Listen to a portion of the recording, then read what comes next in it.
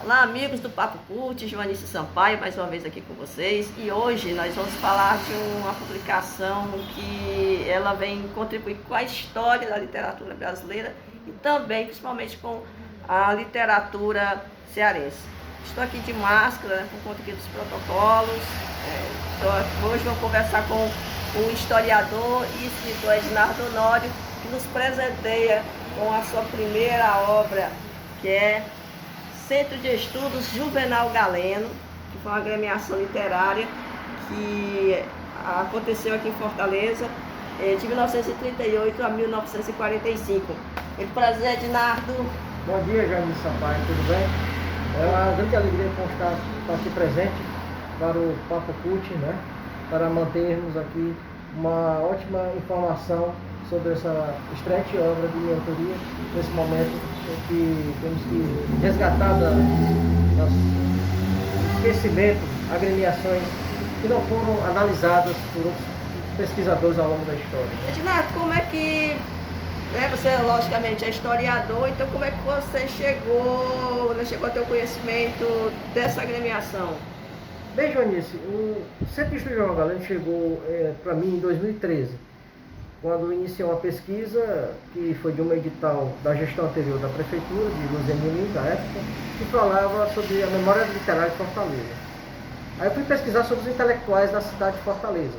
Nisso, tive a oportunidade de ir na Casa Juvenal Galeno, que já frequentava desde a década anterior, nos anos 2000, e lá, falando com o Sr. Antônio Galeno, queria procurar documentos e fosse falar sobre os intelectuais que presenciaram a casa, que ficaram presentes na história da casa, Juvenal Galeno. E nisto ele me mostrou um acervo de documentos e entre eles eu encontrei o livro de atas dessa agremiação. Mostra aqui pra gente. Aqui é o transcrito, né? Mostra aí pra gente aqui, levanta em 2013 eu realizei a transcrição do livro. O livro de atos original, claro, ele é bem robusto, é uma publicação clássica da época, dos anos 40, 30.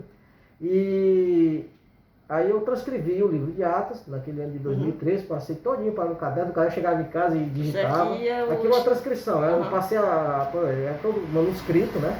Um livro de atos manuscrito, e eu transcrevi aqui para digitalização. Digitei todas as atas, né, constando no livro, que pega de setembro de 1940 a junho de 42. E isso ficou o começo para a construção do livro, pois todas as informações das reuniões do Grêmio, por exemplo, no ano de 41, por exemplo, que pega de janeiro a dezembro de 1941, constado no livro de atos, foi uma interessante mostra da cena cultural do Ceará, de Fortaleza, Ceará e do Brasil, né?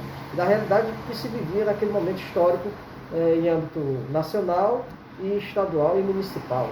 Ednardo, amigos, nós estamos aqui na Biblioteca Dona Barreira, certo? A Biblioteca Municipal. E, Ednardo, estou aqui só citando aqui os nossos internautas. Ednardo, e assim, nessa tua descoberta, né, como é que era, o que eles, que estava escrito nessas atas, como é que era a cena literária em Fortaleza naquela época? Enfim, citou pra gente essa tua descoberta desse contexto. Olha, o contexto se mostra uma evolução cultural muito interessante. Ao mesmo tempo, uma provincianicidade, como já disse, grandes escritores como Arthur Eduardo Benevides, saudoso, como dizia Balzac também, era a cidade dos bondes e ao mesmo tempo provinciano, do Cine Majestic, do Cine Diogo, né? E ao mesmo tempo as atas mostram todo o interesse de manter viva a memória de Juvenal Galeno.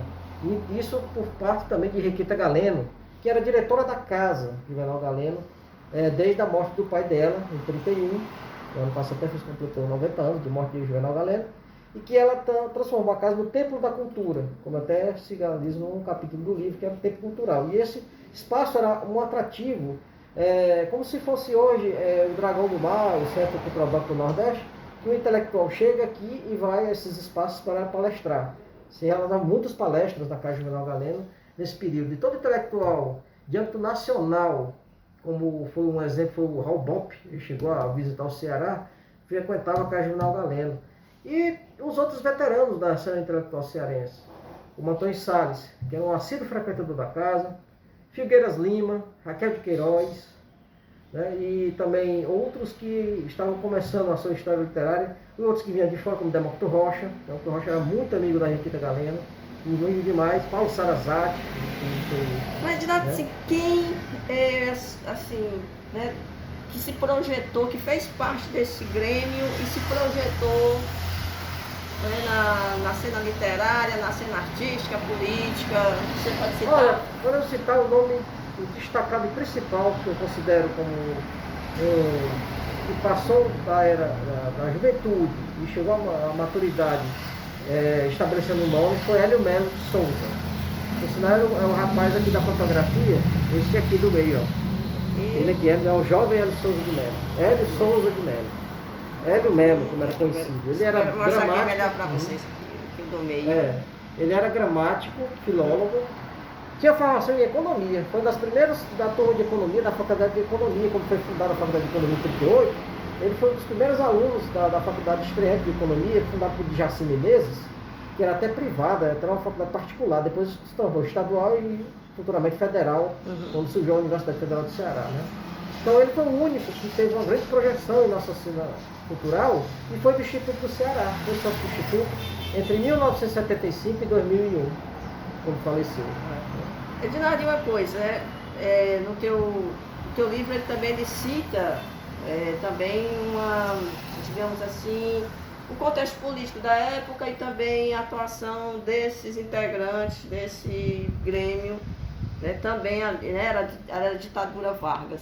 Conta um pouquinho pra gente como é que era esse engajamento, como é que era essa... Olha, o papel dos sócios, realmente as atas mostram que realmente o objetivo era a busca de manter o nome de Juvenal Galeno, esse culto cívico, e ao mesmo tempo a enaltecimento da literatura. Agora, um papel assim de peitar o regime então de exceção de Vargas, da ditadura do Estado Novo, não ocorreu esse fato, devemos destacar isso.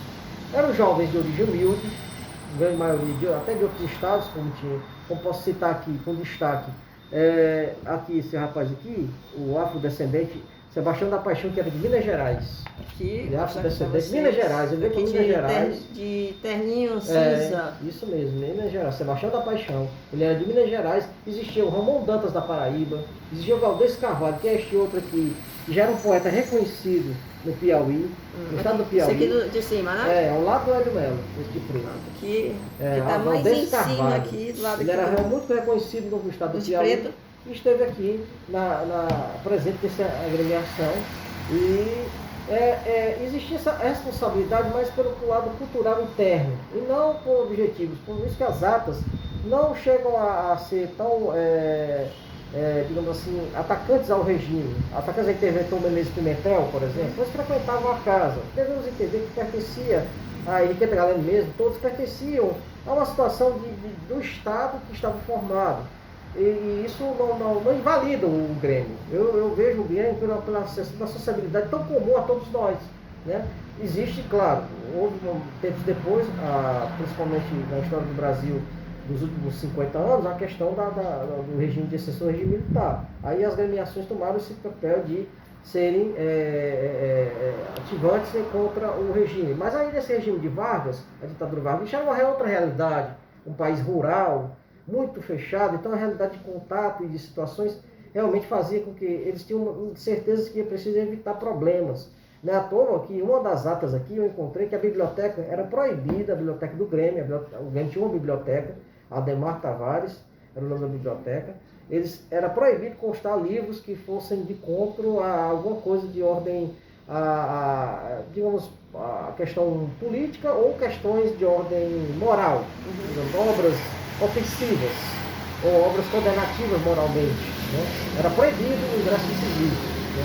Mas isso era a formação deles, eram homens católicos, ligados a uma realidade de origem, como eu disse, do interior, grande parte restante, eram todos homens do interior, tirando esses outros estados, de origem todos humildes, eram homens lutando por um sonho, né? Não é à toa que eles vão seguir como o Hélio Melo, destaco aqui o detalhe do Hélio Melo, novamente, e ano passado fez esse livro de estaria completando 100 anos. Então nós estamos ao mesmo tempo lembrando a memória de Hélio Melo, que fez os 100 anos agora em 2021. O centenário de Hélio Melo, lembrando a memória de Hélio Melo, né?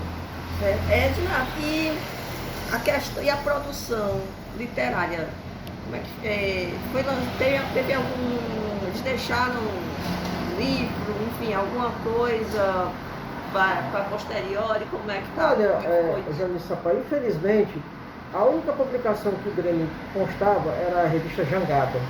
Revista essa que eu não encontrei. Não encontrei essa jangada no acervo da Casa General Galeno, em nenhum local, na Academia Cearense de Letras, nem no próprio Instituto do Ceará, em local nenhum encontrei. Encontrei um livro de memórias do fundador do Grêmio, que era o irmão do Geraldo Nobre, Silva Nobre, que detalha a avô do Nobre. Por isso, então aquela vez que a gente conversou. Pois é. Aí Dudu Nobre. Você estiver né? vendo essa entrevista, ó, Silva Nobre, ele tentou, eu faço questão de mostrar a fotografia dele já maduro. Eu lembro que ele tentou, perguntou se eu tinha um contato, né, para que ele queria. Aqui. Silva Nobre. Aqui, gente. O avô de Dudu Nobre. O avô de Dudu Nobre, tá aqui, ó. Cantor. Você vê, né? É interessante. Aí o que acontece? Quando menos espera, Joanice, a obra, ele lançou um livro chamado Páginas da Juventude, que eu encontrei aqui na Dolor Barreira, no acervo da Dolor. Ainda bem, né? Um livro de 87, livro independente, né? Como ele é um autor independente, um homem que lançava os seus livros à sua conta.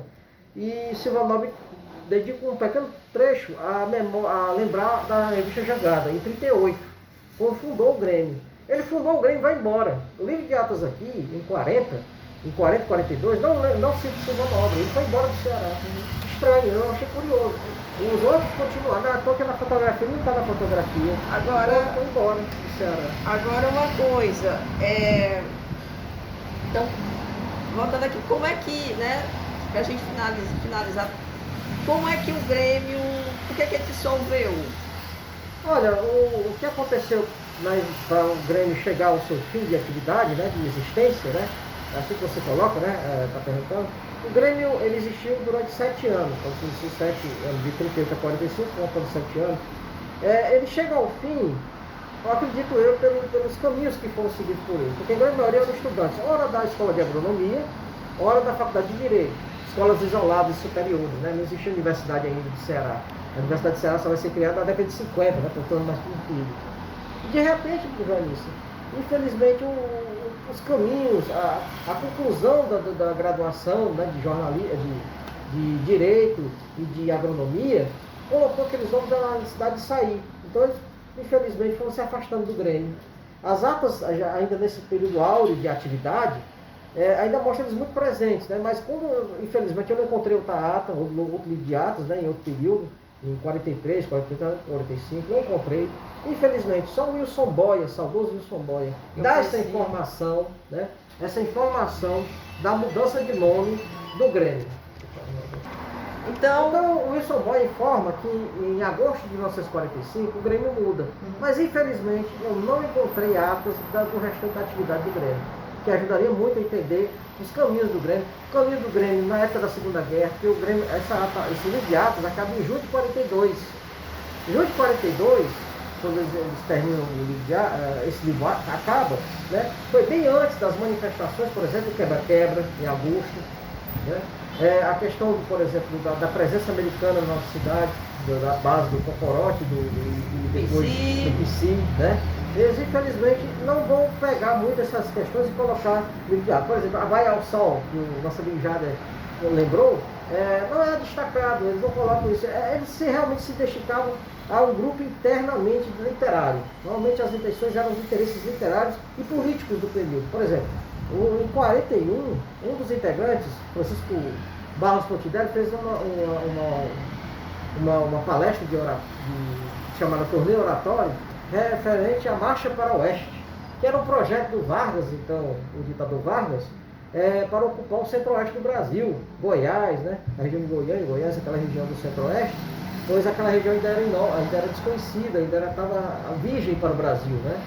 Então, Marcha para o Oeste, né? Eu até destaco aqui, eu até novamente mostro uma reprodução da fotografia que eu encontrei nos jornais da época.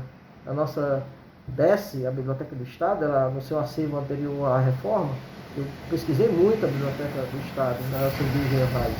E está aqui uma matéria do jornal sobre a Marcha para o Oeste. Né? Você imagina, a Marcha para o Oeste um objetivo político mesmo, de ocupação do espaço. E esses homens estavam vendo nos jornais e se interessando por esses assuntos palpitantes. E na verdade era quer dizer, eles estavam querendo se integrar a um novo Brasil. Era essa a ideia. Embeda, que foi um regime de exceção, de censura, de perseguição, né? Vi de exemplo de Raquel de Queiroz, que foi presa, vi de Graciliano Ramos, e até Monteiro Lobato, né? E cancelado, né? Recentemente, chegou a ficar preso um ano pelo regime de Vargas. Né? E assim. E a Olga, né? Olga Benara, a mulher do Prestes, né? E o Prestes também ficou preso até o fim do regime, 45.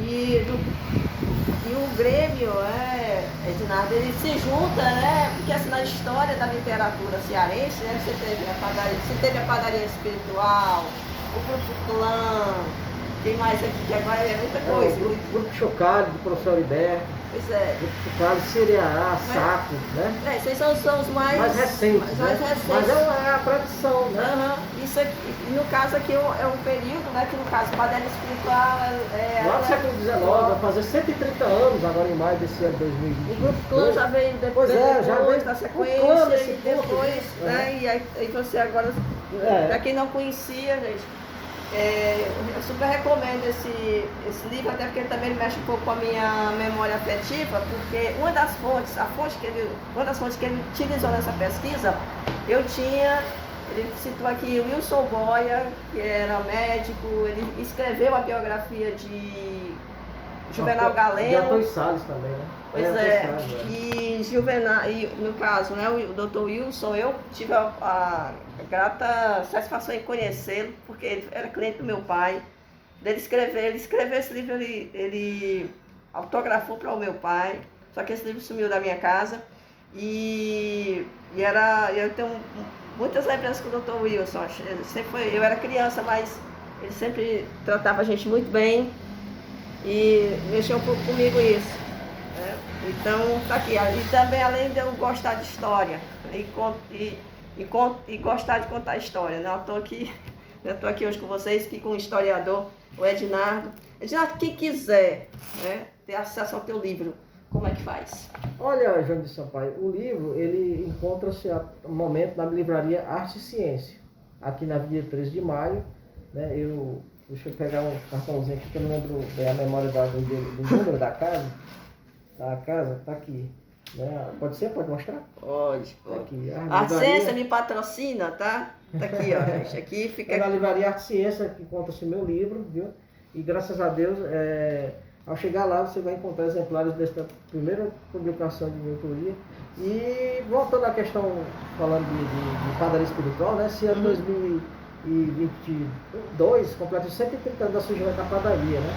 E ao mesmo tempo você tem toda uma dedicação a lembrarmos da padaria, e eles aí também foram amigos de Antônio Salles. O Hélio Melo privou da amizade de Antônio Salles. Antônio Salles morre em 40. Por sinal, aqui no livro de Atos é destacado um momento, vou ler para você só para ver, esse momento que eles dedicam a lembrança de Antônio Salles.